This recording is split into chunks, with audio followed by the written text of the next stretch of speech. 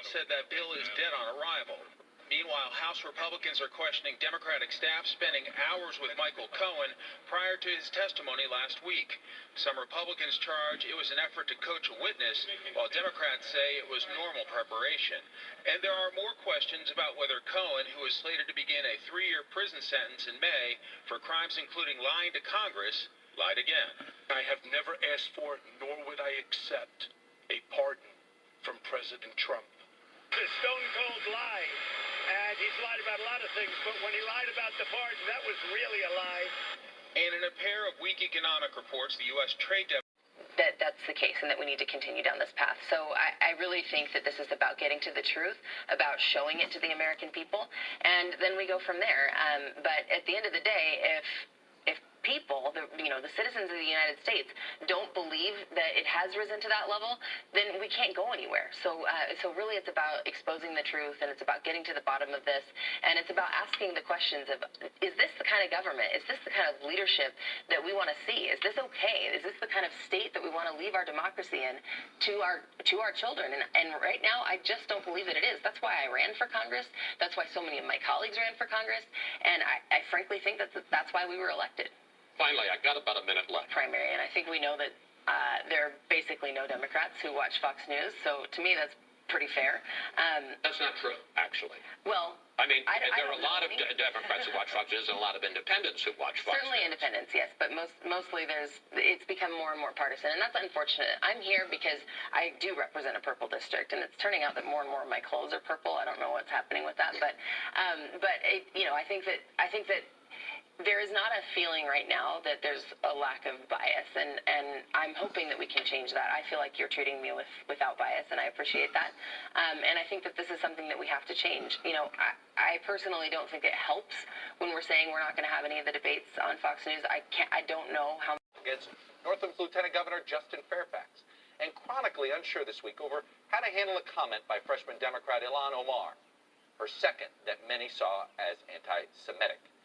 An emerging, more progressive cohort of elected Democrats is coming into conflict with an older generation of centrists and traditional liberals. These two Democratic factions are united and divided. They're united about the urgency of defeating President Trump next year. But at the same time, they are divided, with each side seeing the other as the reason Mr. Trump may wind up winning after all.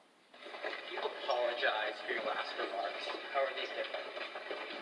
Congresswoman Ilhan Omar drew criticism after tweeting that U.S. politicians support Israel because it's all about the Benjamins, baby. She apologized, but then made this comment last week. Talk about the political influence in this country that says it is okay for people to push for allegiance to a foreign country. Jews have dual loyalty and can't be patriotic members of the country in which they live. Words matter. Some progressives defended Omar, pointing to anti-Muslim slurs against her, like this flyer in West Virginia. We think that hate and racism in our country is growing, no matter if you're Jewish, LGBTQ, Latino, immigrant, Muslim. Late this week, House Democrats united around a broad resolution condemning hate after some progressives objected to an initial draft that only rebuked anti-Semitism. The episode is among those dividing 2020 Democrats. I think it was right in this case to demonstrate that the House of Representatives wasn't going to tolerate hateful statements like the one that was involved. But several top presidential candidates, while condemning anti-Semitism, said Omar was unfairly targeted. The debate is exposing ideological, generational, and racial divides in the Democratic Party, as the progressive left is showing its strength. It is time to break up America's tech giants.